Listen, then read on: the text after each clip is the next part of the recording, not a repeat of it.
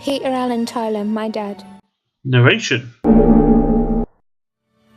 1987, 7th of November. Do you remember what I told you? The day that Stuart Hoskins and Sarah Clark got married. That seems like small news to just throw in there for no reason, so I'm going to say exposition here. Take you, Jacqueline Andrea Suzette Prentice. I, Peter Allen Tyler, take you, Jacqueline, Suzette, Anita. Peter has shown to be a good man and one who cares for Jackie very deeply. He wouldn't embarrass her this badly. I'll just carry on. It's good enough for Lady Di. Now that is a very obscure reference. I was actually researching it because I was sure it would be wrong and I would be able to add off the close stuff, but it fits so perfectly. Princess Diana got Prince Charles's name wrong. What's more, the reference is appropriate for the time period, so I have to remove a close stuff how perfect that one line is.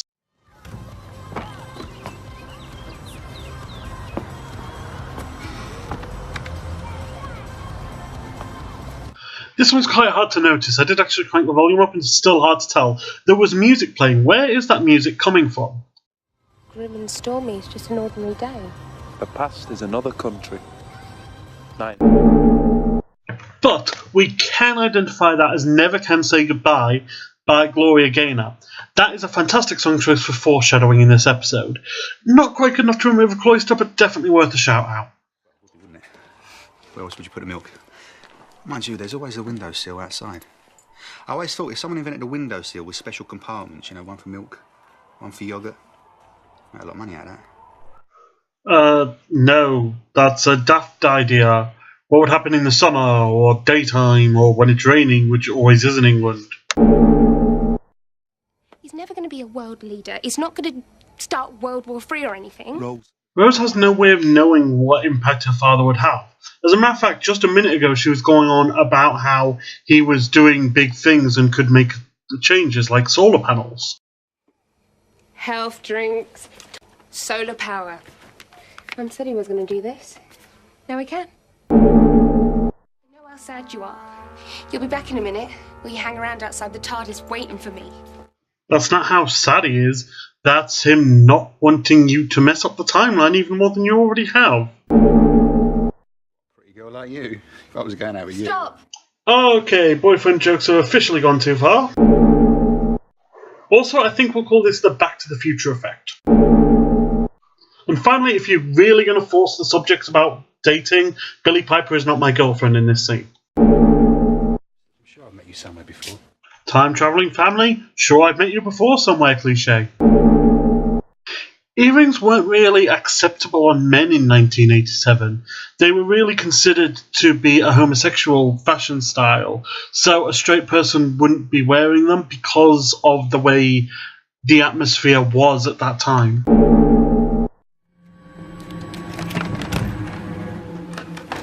The TARDIS being inaccessible or in lockdown or something is not only acceptable, it's good, I love that. However, it becoming an actual wooden box makes no sense. It's still an interdimensional time machine, no matter what's happened. Right, you must have heard wrong. I think Doctor Who just invented Rickrolling 2 years early.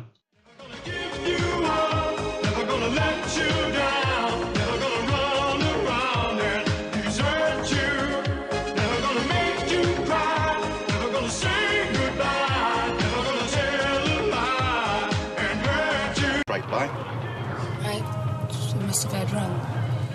It's really a bit of a Dow boy. I'll shoot me down in flames. You're not related to my wife by any chance, are you? An Only Fools and Horses reference, and the irony in the same breath. So here, we see Rose as a baby, considerably less than a year old. But wait a second, if we go back to Aliens of London, we see missing posters that confirm Rose is 19 years old when she meets the Doctor. The poster also confirms the date she went missing was the 6th of March 2005, which means that Rose was born somewhere between March 1985 and March 1986. Now, when was this episode set again? 1987, 7th of November. Therefore, Rose should be between 1.5 and 2.5, not a babe in arms. There'll be a wedding and a divorce on the same day. Pretty sure divorce proceedings take more than a day. Monsters, going to eat us.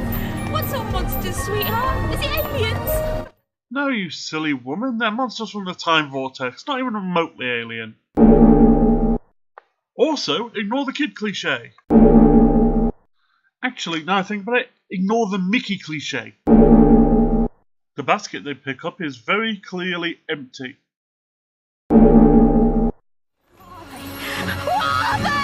They are exactly what Mickey told you they were. Monsters coming to eat you. Stay in there!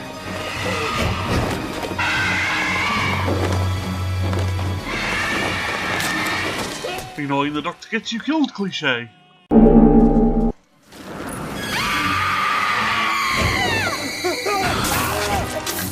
That makes no sense. Why not just kill the target in front of you? Especially if she's making an annoying noise. Time, what are you jabbering on about time? Oh, I might have known you'd argue. Jackie, I'm sick of you. How do you know my name? I haven't got time I've for never met you this. in my life. No, and you never will unless I sort this out. Now, if you don't mind, I've waited a long time to say this. Jackie Tyler, do as I say. Go and check the doors. Yes, sir. Damn it, 9. We have such a low cloister count. Why do you have to make me remove one? I can't get it to work. I keep getting this voice. Come here. I need you. Watson, That's the very first phone call. Alexander Graham Bell. Actually, the first phone call was, Mr. Watson, come here. I want you.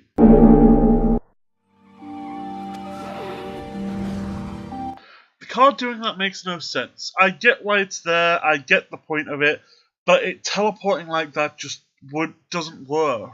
I gave you my car keys. You don't give your keys to a complete stranger. It's like I trusted you. The moment I met you, I just did. This is one thing which really annoys me, not just in this, in every time travel thing pretty much. Rose is a very different person to the baby.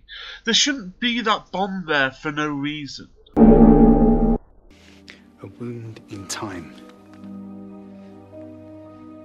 You called me Dad. I can see it. In my eyes. Jackie's attitude. You sound like her when you shout. This is, however, a really lovely scene, and I love the way that he works it out through so many different means. I think it is a brilliantly done scene that I can't praise enough. So I have to remove this in, don't I? God help his poor girlfriend if he ever gets one. Irony! You're not going to bring about the end of the world, are you? Are you? This rose has blue eyes. This rose has brown eyes. This rose also has brown eyes. There you go. Just need to do a bit of charging up. I'll be very lax about what the sonic screwdriver can do, but when it's charging up phone batteries, that is a screwdriver ex machina cloister.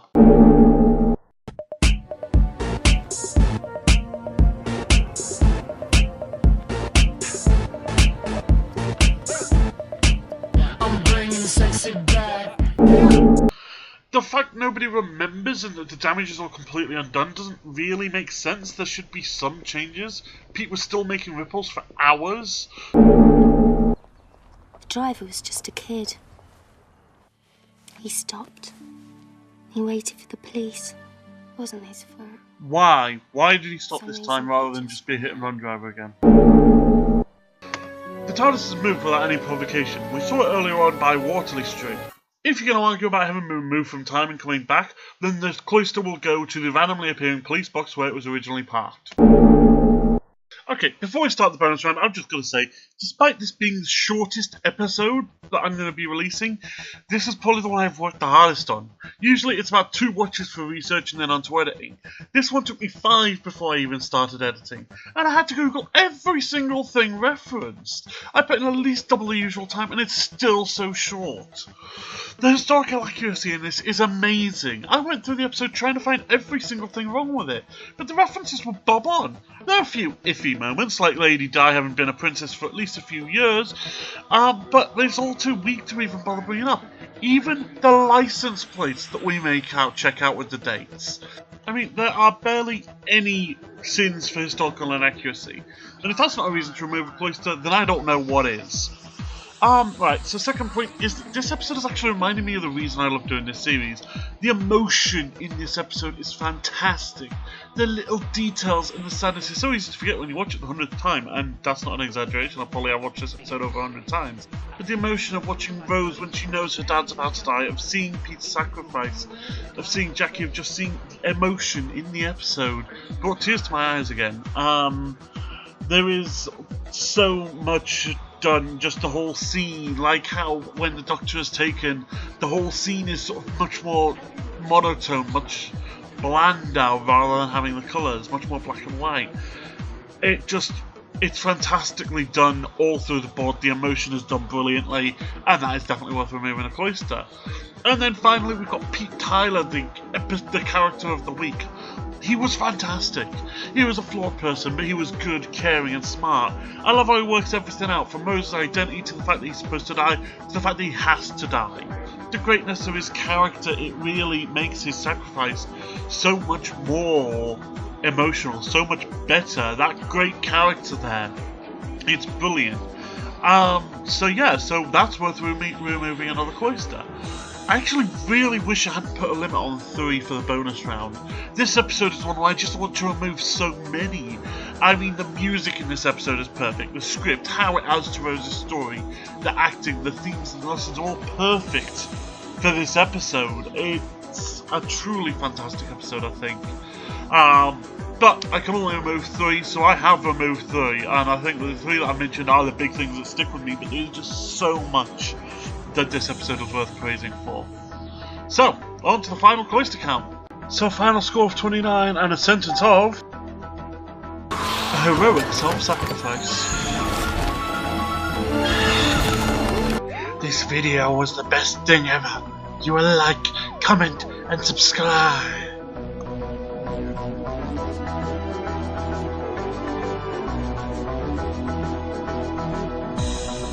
Are you my daddy? No, that's not right. Are you my sister? No, that's not right either. Are you my brother? I don't know.